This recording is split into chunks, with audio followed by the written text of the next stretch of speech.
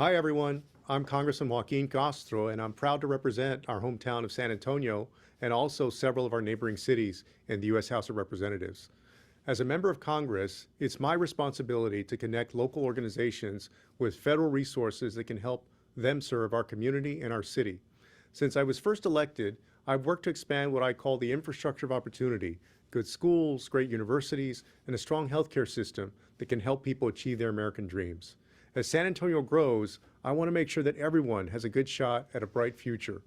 As of this July, my office has helped local groups get more than $115 million in grant funding to support school programs, improve our city's health infrastructure, and fund research, and so much more.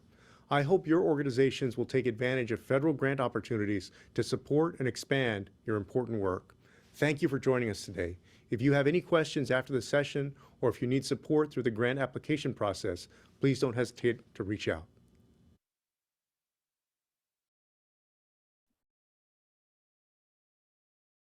Okay. All right, so we're going to go ahead and kick this off with Ms. Judy Caressa from Grants.gov. Thank you for that warm opening, Jasmine. I really appreciate it. So I'm assuming everybody can hear me and you can see my slides.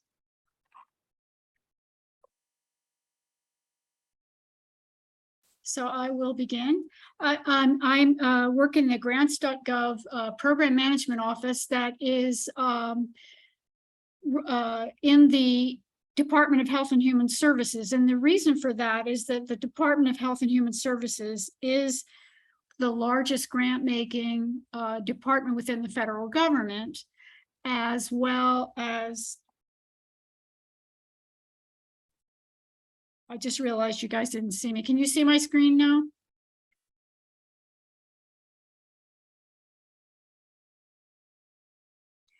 Yes, okay, so I will continue. So the HHS manages Grants.gov as a program, and I sit in that program itself.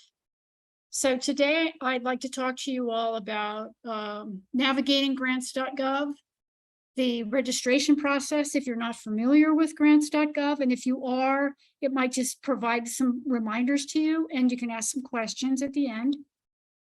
Or at any time that we pause.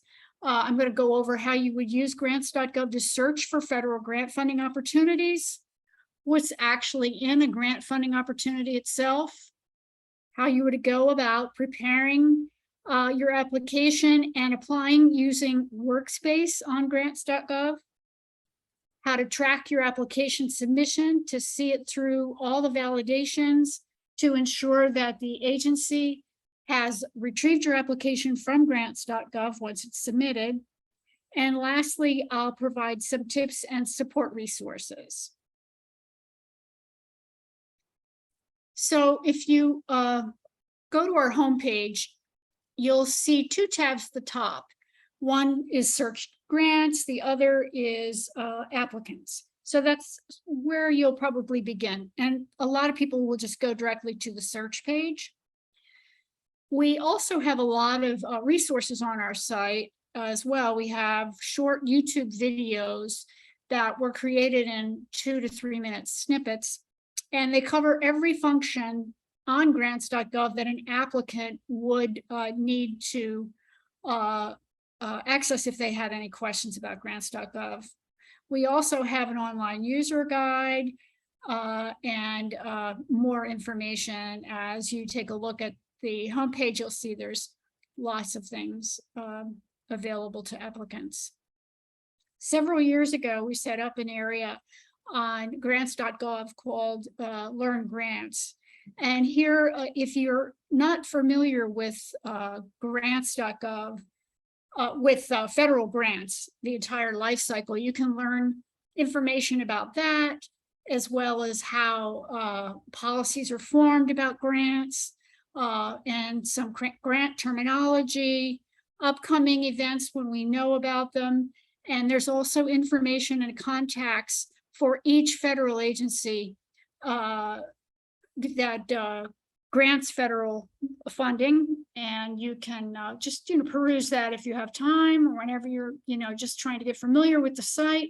There's a lot of valuable information, particularly for those who are not familiar with federal grants and federal grant requirements. You can also sign up. We call it our subscription service. You can sign up to receive notifications via email. If you have, if you want to know whether or not a funding opportunity at any point was ever modified, you can sign up to receive notifications when that happens. Sometimes agencies will go in and they may extend a deadline date, or they may post a new form that they need you to fill out.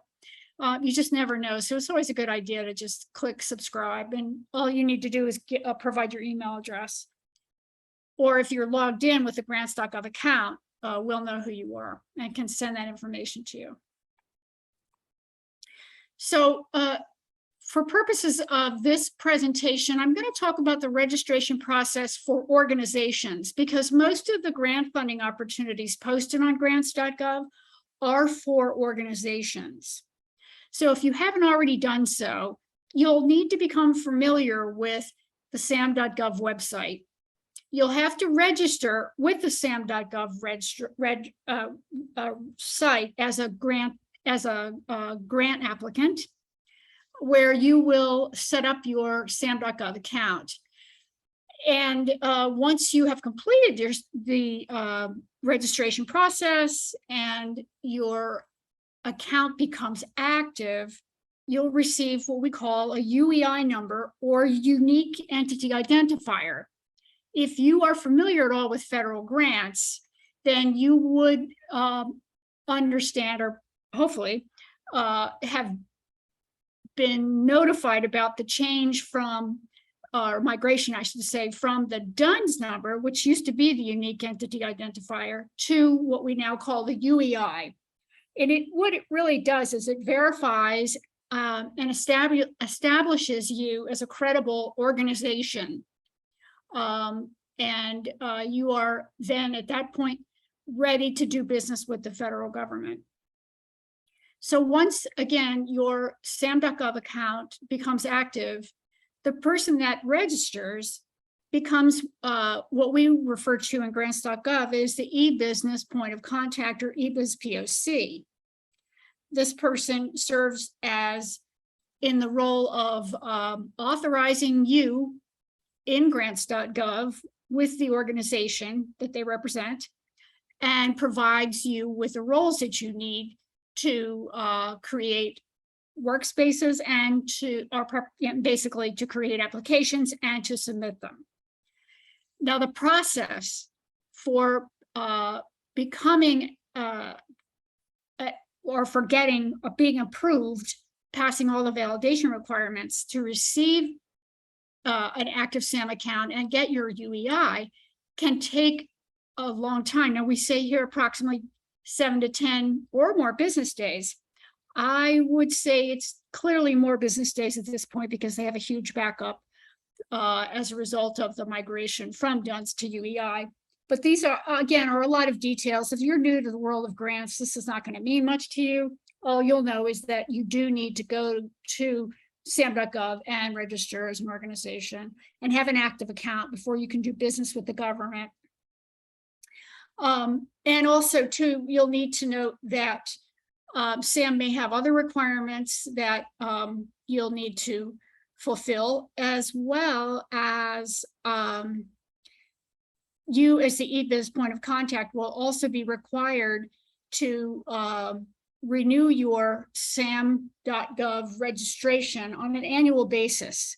So if you don't go in and renew your SAM account, update any of the information you need to update before it becomes inactive, you'll have to start the whole process over again by, they require you to go through all the validation checks. So you want to make sure that if you're going to serve in the role of e-biz POC, you're going to need to renew that account annually. So once your account becomes active, Grants.gov receives certain information from your account electronically. Grants.gov pulls data from SAM.gov on a daily basis. So once your account again is active, we get your certain information. We'll get the eBiz POC's email address, the UEI number, and some other information about your account, so that you can at that point go in and affiliate, if you're a new organization, affiliate your applicants with the organization itself.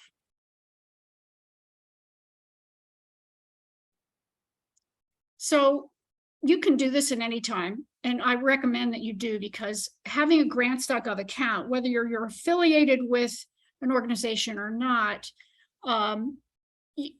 you can sign up to receive, you can basically register for an account, a basic account. And this is basically the web form that you would use to fill out. Here's where you would set up your username and your password, and also affiliate yourself with an organization. You can also sign up to receive Grants.gov alerts and our Grants.gov monthly newsletter. Again, you don't have to be ready to submit an application to get a Grants.gov account, but you'll need a Grants.gov account in order for your eBiz to affiliate you with your organization and Grants.gov. So we've been talking about these roles, and these are primarily the only roles in Grants.gov.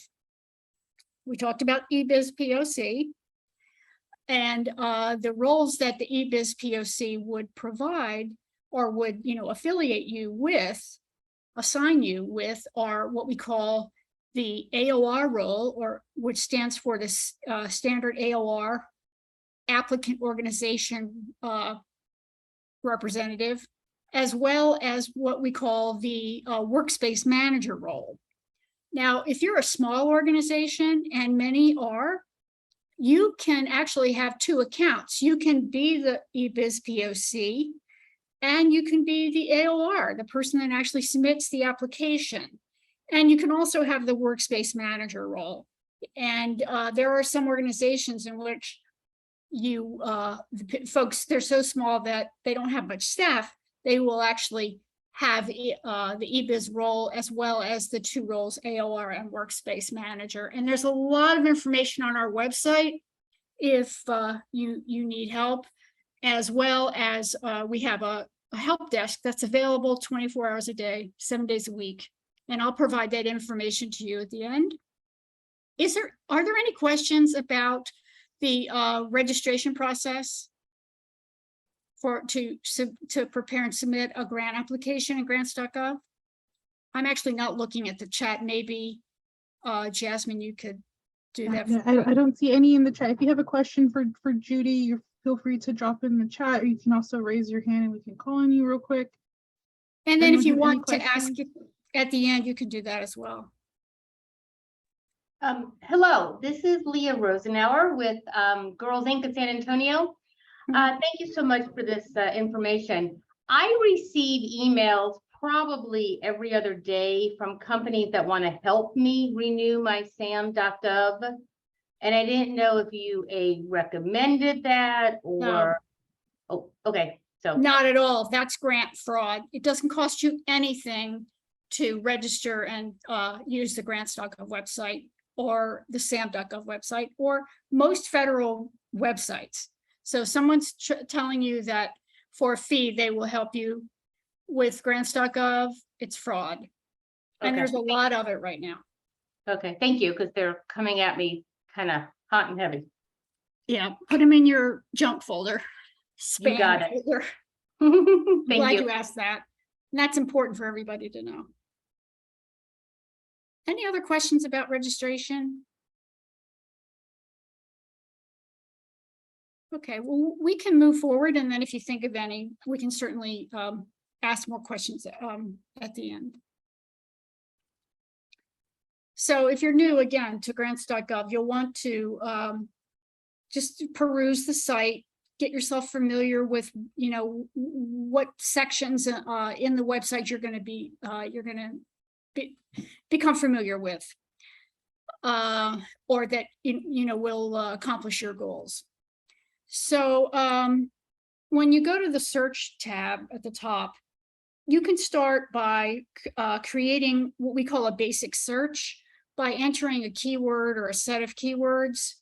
If you happen to know the funding opportunity number, this is a number that the agency will basically name a funding opportunity. You can put that in and search. A lot of people don't know that number. Or the CFDA number, which it's been renamed to assistance listing, but we haven't updated our website, obviously. You can put that number in as well. You can also select an opportunity status, and there are 4 statuses, as you can see here, highlighted in red. The default status is forecasted and posted. Now, and I'll go over what they mean. And then if you want to select to search for opportunities that have closed or have been archived, you can do that as well. So you can also narrow your search by selecting a certain category or an eligibility type, grant funding agency. This is if you want to narrow your search, or an opportunity status. You can look for, if the opportunity status reads posted, that means that the opportunity is currently open and the agency is accepting applications. If it's forecasted, it means that it's an opportunity that the agency plans to make available or post in the near future. So that's a way that you can prepare yourself, get the necessary information that you need, and start to gather that so that you are ready to create and submit an application. For funding opportunities that are marked closed, that means that it recently ended or closed a month prior, or within the last 30 days, I should say. And then archived are all the, most of all the grant funding opportunities that have been posted in the past. There's many, many, many of them. And some people might ask, well, why would you want to look at archived opportunities? Well, you may spend some time on the site and not find anything that's near close to anything that you would be interested or would have the ability to apply for. But there could be opportunities that have been posted in the past that would fit the criteria for which you are searching for. You can also narrow your search. Oh, I talked about that, category eligibility. And then if you scroll down a little further, there's other ways that you can narrow your search, but that's pretty much the highlights. So what's actually in a funding opportunity? So if you click on the forecast, as I said earlier, you're going to see a preview of what's to come. You're going to see an estimated post date or open date and an estimated due date. These are all, again, what the program, the federal grant agency, the federal agency granting the funding is planning.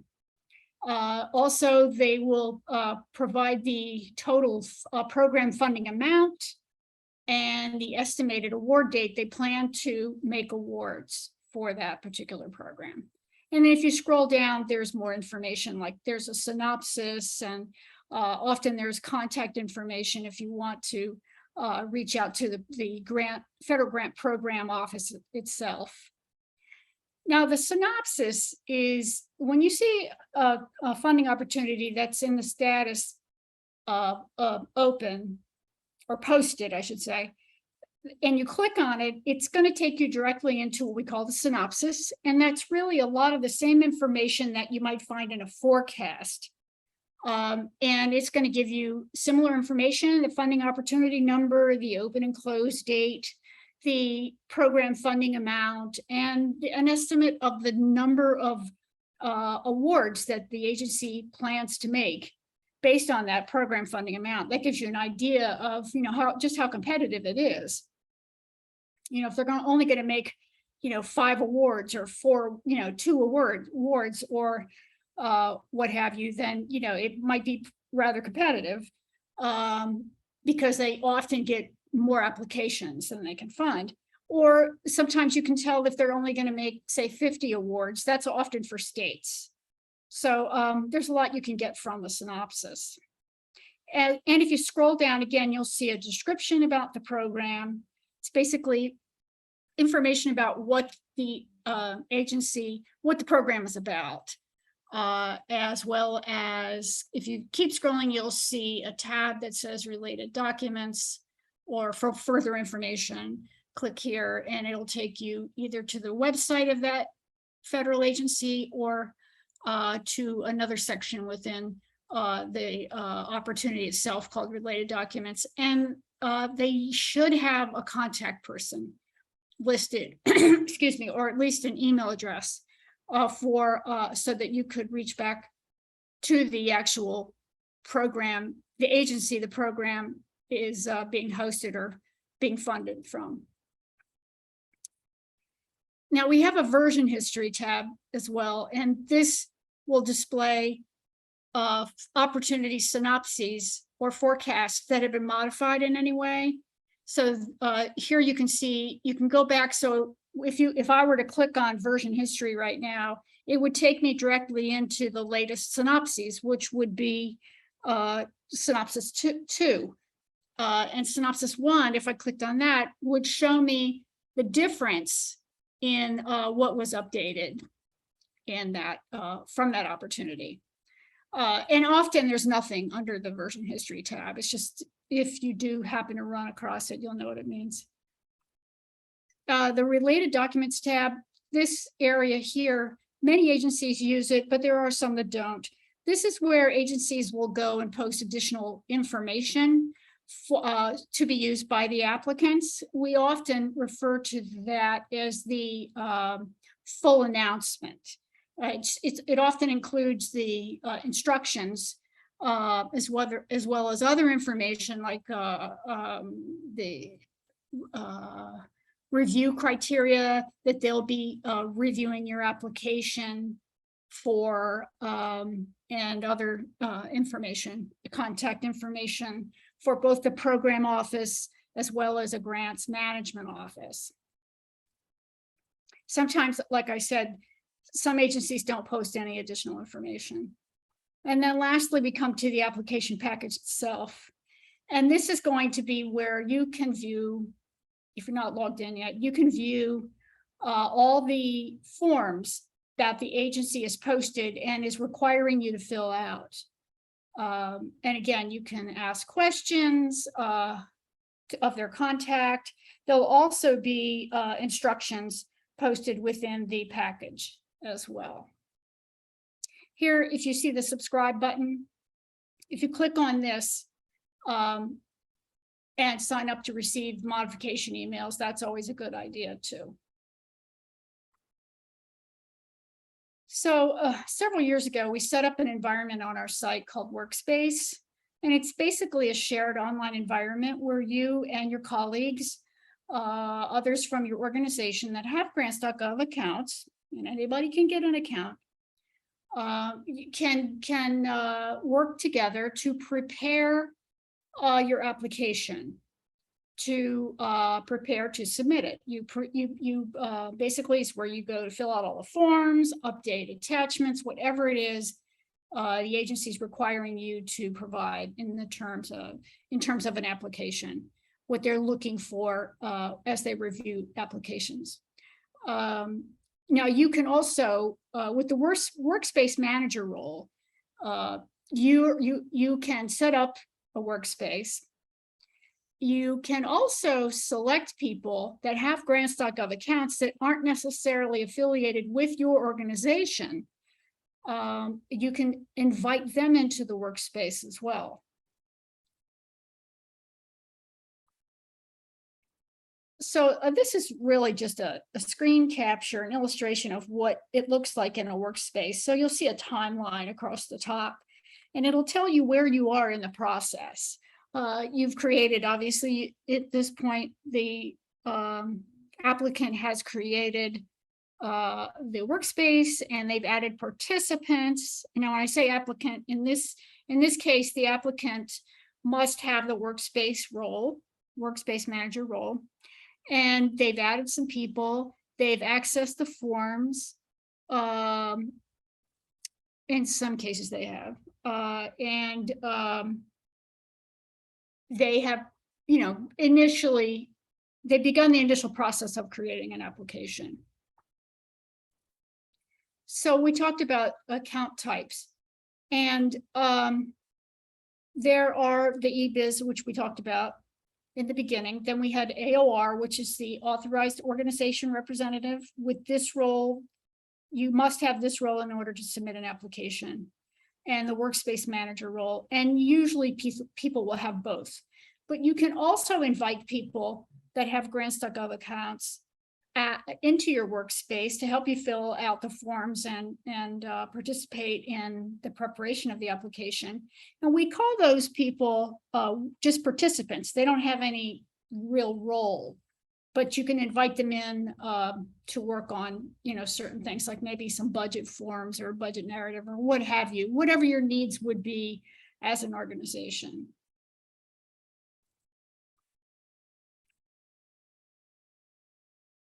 I think I talked a little bit about the workspace participants. So you, as the owner, are the one responsible for setting up the workspace, and anybody can have workspace roles. You can have 4 people in your organization, they can all have the role, but it's, whoever's designated, to set it up. They would add the participants and they could remove the participants. They can also make others the owner if they are no longer able to do, manage the actual workspace. But again, in order to actually submit an application, you have to have the AOR role. There's 2 ways that you can submit applications. You can fill out the forms through the use of just the web form. That's just, you just click on the form, it opens and you fill it out. Or if, and we've kept this feature, you can download a PDF form, the form in a PDF format, fill it out offline, and then when you're finished, you can upload it into the workspace. And the reason that we kept the download, upload PDF forms is because there are places in the US that don't have a stable internet connection. And in these cases, it makes it easier for applicants to download the whole thing onto their local computer, fill out all the forms, and then upload them when they're finished. You can also submit an application from Workspace, even if your workspace has been created with a combination of both the web forms and the PDF forms. So that's not a problem. You can also reuse forms from other workspaces, which helps to save time. So this is just a screen capture of what the web forms look like. So there, if you see a field that has a red asterisk, that just means that it's a required field and must be filled out. So if you're going to go the PDF web form option, then you would see a cover page similar to what the old one used to look at like years ago. And you would download that to your computer, fill it out, just like you did with the old forms. In order to do so, though, we strongly encourage people to use Adobe software, because the forms that are that we use for the Adobe forms are created in Adobe. So you can download a copy of the Adobe software. It is free, and proceed to filling out your forms. If you don't use Adobe software, there's lots of readers out there that people can use that are free. That reader may not upload your forms correctly, so we encourage people to use the Adobe. So if you go into the PDF forms, you're going to see what used to look exactly like a paper form, and in the highlighted fields are again required. You can also reuse, you can click on reuse the link and import a form from another workspace, one that you've already created. So, and people do find that very helpful.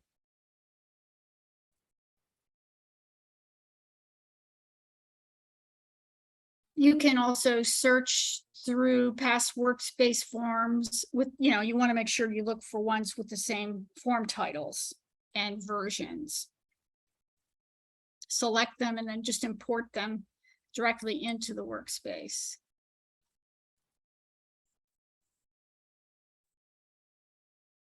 So when the workspace is complete, when your application is prepared, the manager will notify, workspace manager will notify the AOR if they're not already, if they don't already have that role, that the application is ready, and the person with the AOR role will click the sign and submit button and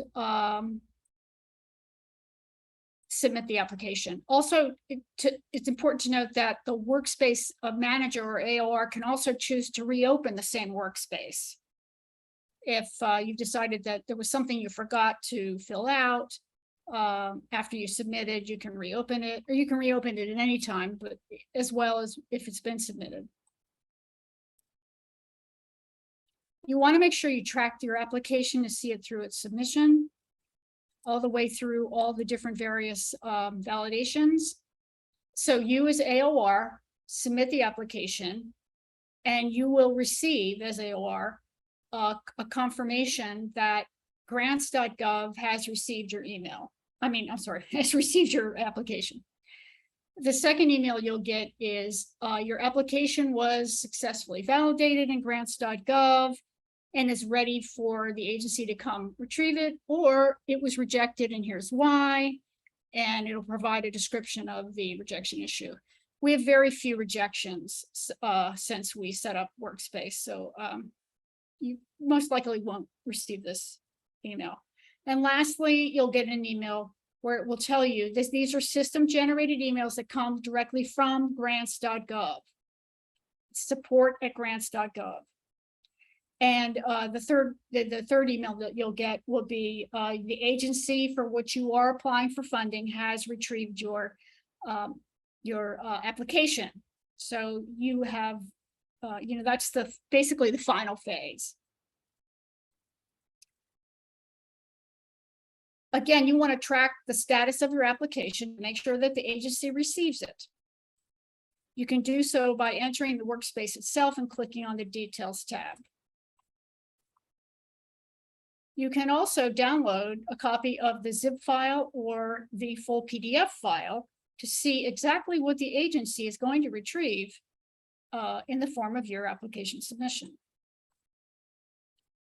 So a few years ago, we set up a mobile app, which allows you to basically use your access Grants.gov on the go. You can search, you can add and say and edit, save search queries. You can get notifications through the app. You can actually submit completed applications within the app, and you can download the app from either the Google Play or App Store. We have a couple tips. You want to make sure you register early, particularly with SAM.gov. You want to give yourself a good, I would say, 4 weeks. That's 20 business days because they are so backed up. You want to register early and you want to submit your application early. And I can't stress that more clearly than don't wait until the last day, the 11th hour to submit your application, because things can and do go wrong. And agencies are not very lenient when it comes to extending deadlines. Federal grants are very competitive and they don't like to give exceptions. You obviously want to thoroughly read and follow all of the instructions that the federal agency has provided for you. It's always a good idea to fill out the first SF-424 form, because then it auto-populates all the other SF424 forms that follow it. You also want to make sure that you provide sufficient program details and budget details. You want to be careful. A lot of the forms require that you upload attachments. And you want to be careful when you name those attachments. You want to keep the attachment file name under 50 characters and avoid using special characters. They can often make your submission fail, or at least your attachment part. So, just follow those simple rules. I think by now most people understand the importance of, keeping your attachment file names pretty clean. You also want to use the correct UEI number. That's the unique entity identifier that basically tells Grants.gov who you are and that you have an active SAM.gov account. And lastly, you want to make sure that you download yourself a compatible PDF version of Adobe Reader. We have a pretty big social media presence. We also have, like I said earlier in the presentation, we have an applicant support center. It's available 24 hours a day, 7 days a week. You can call them through our toll-free number. We also have a number for folks that are outside the country. And we have an email support@grants.gov. You can email them your questions. You can follow us on Twitter. Like I said earlier, we have YouTube videos, tutorials. We have a blog you can subscribe to, as well as you can receive email newsletters and alerts. And that's pretty much it for me. And I'd be more than happy to answer any questions that you might have about Grants.gov at this time before we move on to the rest of the presentation.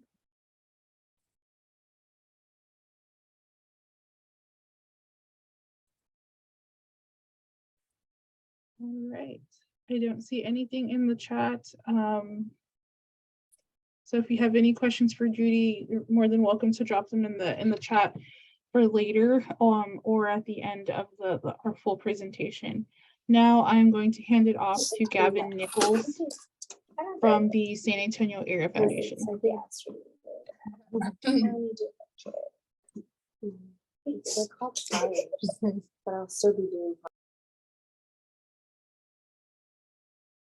Gavin, feel free to share your screen, and you can also unmute yourself. Okay, hello everyone. I'm Gavin Nichols, San Antonio Area Foundation. I see many names of buddies that I have in the community, so hello to you all. For those of you all that don't know the Area Foundation, we are the community foundation in the greater San Antonio area, and we serve Bexar County and the 7 counties that surround Bexar County.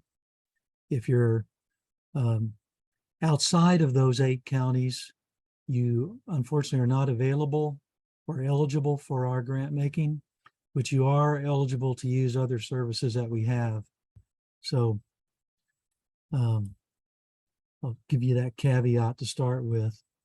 I won't be able to see the chat, so I'll ask Jasmine or Austin to let me know if somebody wants to have a question. The San Antonio Area Foundation, this is our mission. We want to serve as your most trusted and impactful philanthropic partner. And so we're open to you and open to answering questions. If anybody has a question, wants to follow up with me after this or after today, I'll be happy to do that. I've got my contact information a little further down in the presentation. Our vision is to close the opportunity gap for the people in San Antonio who need it the most. And our North Star mirrors that we see the future of San Antonio as an area where residents are deeply connected, have equitable opportunities to thrive, and contribute to the vitality of the community.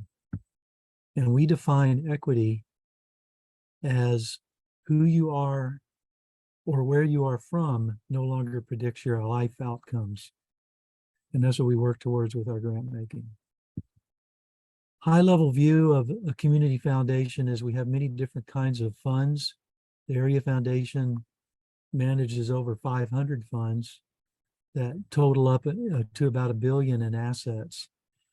Most of those funds, or the largest portion of those funds, are donor advised funds. So these are donors who make grants to whomever they want to, as long as they're a valid 501c3. The ones that we are talking about today specifically are these responsive process funds. And those are the ones that come out of our grant making processes. We have a 3-year grant process cycle. That means that every 3 years, we have an open grant process and we make 3-year commitments. The next grant process is next year in 2023. And so we'll have an open grant process in our various impact areas, and we'll make 3-year commitments. And then the next open grant cycle won't occur until 2026. So that's how that works. In 2020, our last grant cycle, this little statistic shows you that we made a pretty big commitment in the areas of San Antonio that are most underserved and have what they call the most distressed zip codes. So we're really trying to tie back to our vision of closing that opportunity gap. Our responsive grant process is in 4 areas: cultural vibrancy, youth success, successful aging, and livable and resilient communities. In 2023, we'll break our grant making process up into two processes, I guess you'd say. In the first part of the year, we'll do cultural vibrancy and youth success. That grant making will kick off in late January. You'll have 5 weeks or so to make your application. Deadline will be around the end of February. You will go through our evaluation process and award grants towards late May. Successful aging and livable and resilient communities will kick off in the second half of the year. And those grants will be awarded towards the end of 2023. So wherever you see yourself fitting into one of our impact areas, you'll want to apply in that cycle, we call it. If you have a question or you serve in more than one of these impact areas, then we're happy to discuss it with you and help you decide which impact area you want to apply in. But you can apply in only one in each process. To be eligible, you must be a 501c3 organization for at least 1 year and from one of the counties that are listed here, Bexar, and then the surrounding 7 counties.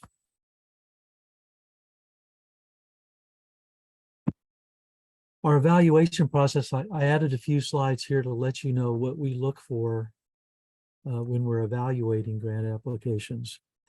We're looking at the organization as to how you impact the community. We look at what your investment in equity is, where you serve, who your constituents are, your clients, and how you engage your community in your organization decision-making. We look at the strength of the organization, which is, we look at the board list, we look at the staff list, we look at your description and how you've served the community. And then lastly, we look at financial health. So in our applications, we ask for a 3-year financial summary, which includes the current year budget, revenues and expenses, and the 2 previous completed fiscal years' revenues and expenses. We also ask for a financial summary, which is the minimum is your balance, your what do they call it? The balance sheet and the income statement. Or if you have a recent audit, we can accept the audit as well. That's all we ask for in terms of financial documentation. What we do not fund are endowments. This list of debt reduction, the scholarships, which are handled through our scholarship processes, direct payments to any individuals, capital campaigns, or political activities that are intended to influence legislation. We do fund advocacy, and we do fund those kinds of information efforts that you may provide to elected officials, but not related to specific legislation.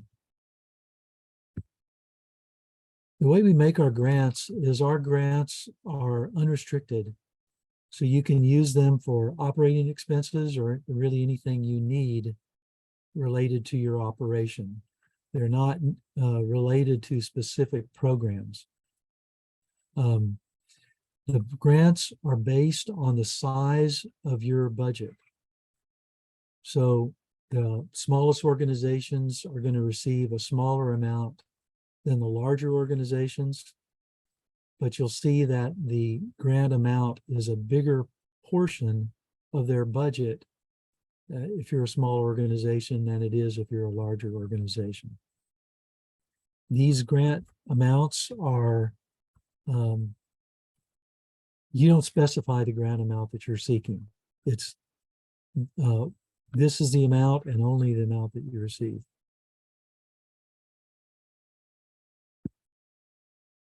My contact information is here, and I saw earlier in the chat that the presentation will be provided if you need it, or if you want to contact me directly and jot my email address or phone number down, you can contact me directly, of course. Outside of our responsive grant process, which is every 3 years, we have a couple of other processes I want to tell you about. One is we do have a disaster relief process that we can activate when there is a disaster in our area. And it can include, say, for example, Hurricane Harvey.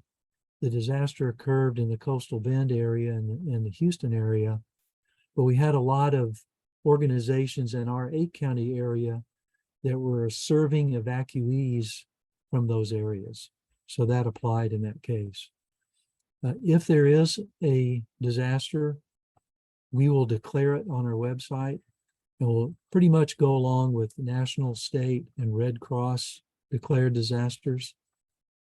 And there are other kinds of disasters, such as the tragedy that occurred in Sutherland Springs a few years ago, where we opened up the disaster relief fund for that purpose.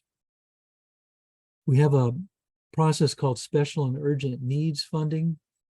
These are for things that occur to your organization outside of your, these are things that you couldn't plan or budget for. So they typically are weather-related events, but they can also be things like acts of vandalism, or those kinds of things that occur and you just could not have planned for them. They're very small grants, a maximum of $5,000, but they are available to help you get back into your operation when that occurs. They're not for things like replacing your 30-year-old air conditioning system that finally died an old death. We consider those kinds of things to be something that you could plan for. But if a lightning strikes your air conditioning unit on the roof and takes it out, that would be something that you could not have planned for. So those are the things we can discuss, and if you have questions about them, you can contact me. I'm going to pause now for any questions And if we have time, I'll let Jasmine let me know. And there's a couple of other things I can tell you about.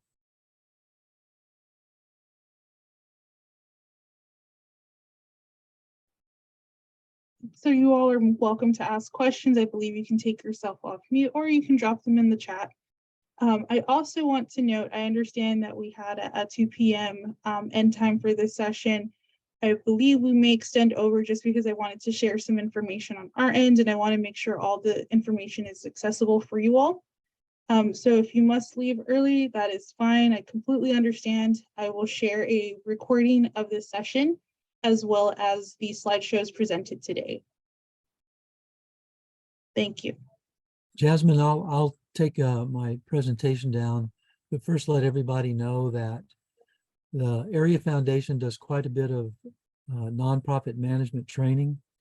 We have workshops every month. We have a couple or three different nonprofit management certifications available. We also, our facility is available for nonprofits to use when they need space for a large meeting or a meeting. And our resource library is available. We have a subscription to Foundation Directory Online, which we pay for the subscription, but nonprofits can use for free. So those are some things that we have to offer. And if you're outside of our 8-county area, you can take advantage of these things. So if you have any questions about those things, you can contact me and I'll be happy to answer them. And Gavin, I believe there is a question for you in the chat. It's from Miss Lajuana Chambers Lawson. She says, thanks, Gavin. Can you share the foundation's funding priorities again for next year's grant cycle? Yes, and hi, Luana. Yes, our priorities are cultural vibrancy and youth success.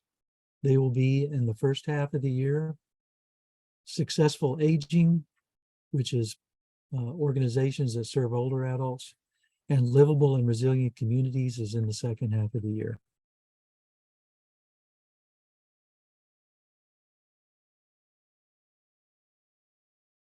Any more questions for Gavin? Perfect. Okay, I just wanted to quickly give you guys just a rundown of what Congressman Castro can do to assist you in your organization. My name is Jasmine Rodriguez, and I am the Congressman's Grants and Outreach Coordinator. If we have not met already, we certainly should connect just to make sure that we're able to provide our services for you and keep in contact on any projects you have upcoming. So I wanted to share just a bit of our grants program. So the Congressman can provide a letter of acknowledgement, which is also known as a letter of support. And so as long as I have about a week in advance and a narrative of your project, or if you provide a sample letter of what you would prefer for the Congressman to communicate in his letter, we are more than happy to provide a draft. We also have a letter of acknowledgement request form if that is something easier, where we will, as long as you give us the information, we can draft everything together. We also provide grant summaries. And so we get to work with the Congressional Research Service, which is a resource that Congress has. It's basically a department dedicated to researching anything that we give them. And so it's a very great resource for us because it helps us to have a conversation with you, get an idea of what your project is. If you have some sort of description or narrative that you're trying to achieve, and we're looking for funding streams or where to potentially look for funding, you can give that to me.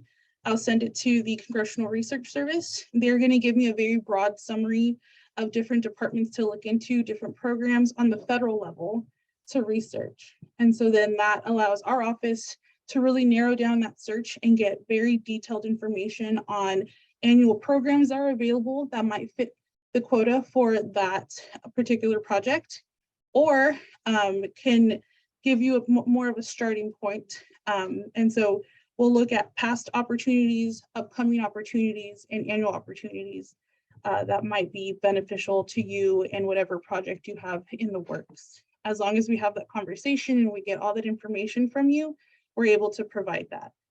The other thing I wanted to share is that we have a weekly newsletter that goes out every Monday by the end of the day. And so it will list out any recent federal postings that come up, any agency workshops, webinars, technical assistance, office hours, and so forth, as well as any events that the Congressman has coming up. We will share all of that on there. And then if you have not been added to that list, feel free to send me an email. You can reach me at TX-20, which is TX20.grants, GRANTS, at mail.house.gov, and I'll be sure to drop that in the chat for you. On top of the grants program, recently we have something called the community project funding, or community projects. These are basically federal earmarks that are established by the House Appropriations Committee. We have been very lucky to have 2 cycles of these opportunities where you can propose your projects that may fit the criteria for a project. It will go through a review process within our office. The Congressman will recommend it to the House Appropriations Committee. And then if it is approved, it goes through the appropriations bill. And then that is a grant that is dedicated to your project. I believe for most of the projects that have been approved, the max is about $1 million. And so we were lucky to have 2 cycles of this in the past for 2022 and 2023 fiscal years. And so if we are lucky to get another session of this particular program with the Appropriations Committee, then we will learn about it in April or late spring. And then we will send announcements out to everyone so that way you are made aware of it. We will put together guidance on what the Appropriations Committee is requesting, looking for. Sometimes it'll be in certain conditions or certain categories of funding. And then we will promote that to all of our nonprofit groups in the Congressman's district, especially if you're on our mailing list. I can't emphasize enough to be on our grants mailing list so that way you don't miss these types of opportunities. And so once we send that out, it's a very quick turnaround. It's all within a month, because we also have to have the time to review everyone's project and then submit that to the Appropriations Committee. The last cycle, we got about, I want to say 20 to 30 requests, and we're only able to submit 15. And so we try our best to narrow down that recommendation list, see who would prefer to work together if it's a similar project. And so we work with you to try and make it possible. So like I said, we won't know about that until April, and then we won't know what finally gets approved probably until the next year. And so I can send out previous guidance that was sent for the fiscal year 2023 cycle. That way you guys have an idea of what to expect. And then we can also talk about how to get you guys on the grants list. So if you would like to be on our grants mailing list, like I said, email texas20.grants@mail.house.gov, and I will drop that in the chat in a bit. And I will add you to the mailing list so that you receive our newsletter and any announcements. Any questions? I understand it's a lot of information. I just wanted to make sure you all know who I am, and then also what our office can do for you.